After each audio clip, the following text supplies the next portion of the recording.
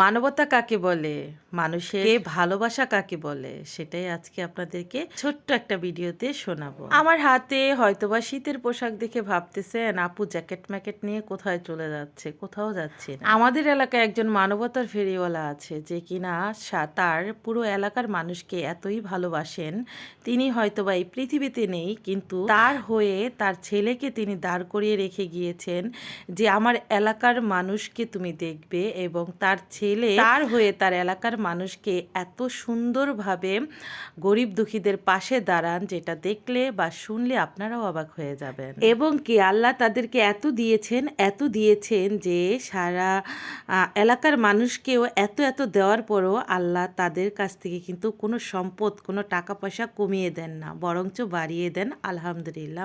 এলাকার প্রত্যেকটা গরিব দুঃখীকে তিনি ত্রাণ দেন। রোজাতে তারা ত্রাণ দেন, 3 মাস পর ত্রাণ দেন। সেখানে থাকে 1 বস্তা চাল, ডাল, লবণ, চিনি, থাকে ডাল, মানে এমন কিছু নেই সেখানে না থাকে একটা সংসারের জন্য। গোসলের সাবান, কাপড় ধোয়ার সাবান, রোজার মাসে রোজার যত সদাই লাগে সব কিছু সেই ত্রাণে দিয়ে দেন।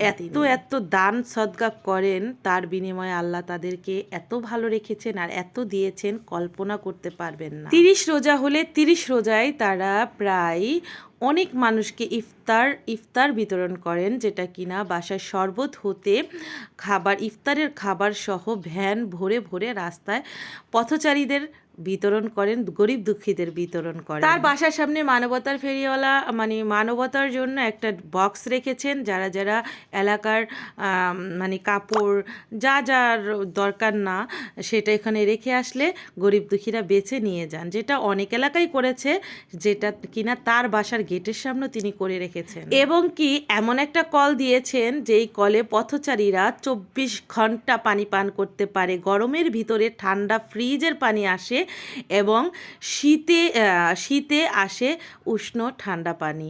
দেখেন কি সুন্দর তার আয়োজন পথচারীদের জন্য, এলাকাবাসীর জন্য, গরিব দুঃখীদের জন্য। আল্লাহ তাদেরকে অবশ্যই ভালো রাখেন, আমরা সেটা বুঝি না। দান সদকায় আপনার রুজি কমে যাবে না, আপনার সম্পত্তি কমে যাবে না, তবে আল্লাহ সেটাকে দ্বিগুণ করে দিবে এই দান সদকার মাধ্যমে। এমন সুন্দর ব্যবস্থা কয়জনে করেছে, কার বাড়ির সামনে আছে বলেন? ফিল্টারের পানি একেবারে সুন্দরভাবে প্রত্যেক এলাকার এমনও মানুষ আছে এইখান থেকে পানি নিয়ে পান করেন। এই যে দেখেন, হুমায়রার বাবার কিছু নতুন শীতের পোশাক ছিল। তিনি বাংলাদেশে কখনোই শীতের সময় থাকবেন না, কবে আসবেন আর এগুলো কবে পরবেন, এজন্য ভাবলাম মানুষকে দিয়ে দিই, কাজে লাগবে। আর সেগুলো দিতে যেই আপনাদের সাথে আমাদের এলাকার একজন মানবতার ফেরিওয়ালার কথা বলে ফেললাম। সবাই তাদের জন্য দোয়া করবেন। তিনি তো মারা গিয়েছেন, আল্লাহ তাকে ডাক দিয়েছেন, কিন্তু তার ছেলে কিন্তু এখন স্টিল নাও বাবার দায়িত্ব পালন করছেন। আল্লাহ যেন তাকে জান্নাত নসিব করেন, সবাই এই দোয়া করবেন।